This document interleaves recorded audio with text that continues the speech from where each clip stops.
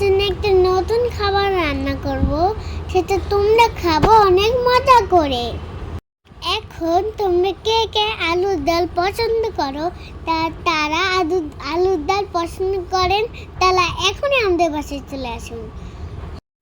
এখন আমি আলু থেতলাচ্ছি। এখানে অনেক আলু ছিল, অনেক মজা। আমি আলু গোলার সময় তখন একটু লবণ দিব, তখন একটু ম্যাশ দিব। আমি ভালো মতো ম্যাশ করে নিচ্ছি।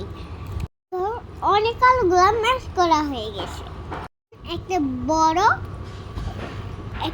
বড় কড়াইতে আমি সব দিয়ে দিব তেল, মশলা, তারপর পেঁয়াজ, মরিচ, তারপর টমেটো ভালো করে কষতে পুরো রান্নায় ফটলাই দিব।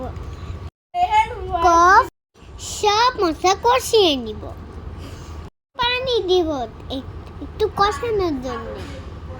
ভালো মতন কষিয়ে নিচ্ছি। এখন আলুগুলো আমি কষানো মশলার মধ্যেই দিয়ে দিব।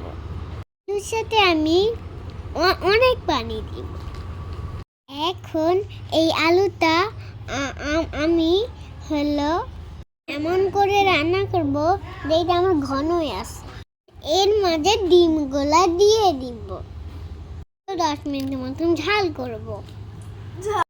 দেখো এখন আমার খাবার রেডি হয়ে গেছে। এখন আমি এই খাবারটা খাবো। আমি জানো একা খেতে পারি না, আমার মিম্মি খাওয়াই দেয়। আমি খাচ্ছি আর টিভি দেখছি।